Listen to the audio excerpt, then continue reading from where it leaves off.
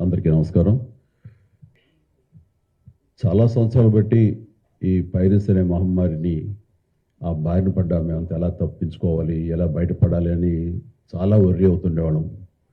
ఇది film industry మీద డైరెక్ట్గా ఇండైరెక్ట్గా లక్షలాది మంది ఆధారపడి ఉన్నారు. ఇది ఏ ఒక స్టార్స్తో, పెద్ద డైరెక్టర్లతో, పెద్ద నిర్మాలతో కాదు. ఇది ఒక లైట్ బాయ్ దగ్గర నుంచి, చిన్న మేకప్ మ్యాన్ దగ్గర నుంచి, థియేటర్స్ దగ్గర గేట్ కీపర్ దగ్గర నుంచి ప్రతి ఒక్కళ్ళు ఇండస్ట్రీ మీద ఆధారపడి ఉన్నారు. ఇంతమంది చేశాడు. ఈ సంవత్సరం ఆరంభంలో కూడా దిల్ రాజు గారి గేమ్ చేంజర్ దగ్గర నుంచి తండేల్ అనే సినిమా కానీ, ఇలాగా కింగ్డమ్ అనే సినిమా, ఓజీ, ఇలాంటివన్నీ కూడా దీన్ని బారిన పడి చాలా పెను నష్టం జరిగింది. రేపొద్దున రాజమౌళి గారు చాలా పెద్ద సినిమా తీయబోతున్నారు. ఆయన అలాంటి వ్యక్తి మూలంగా మన తెలుగు సినిమా ఖ్యాతి ఖండాంతరాలకి వెళుతుంది.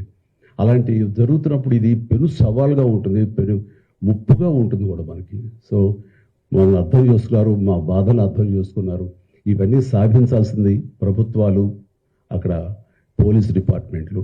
సో వాళ్ళు చేసి చాకచక్యంగా చేసి ఎంతో సమర్థవంతంగా సహకరించి ఇది రాబట్టినందుకు మనస్ఫూర్తిగా మరొకసారి ధన్యవాదాలు తెలియజేసుకున్నాను.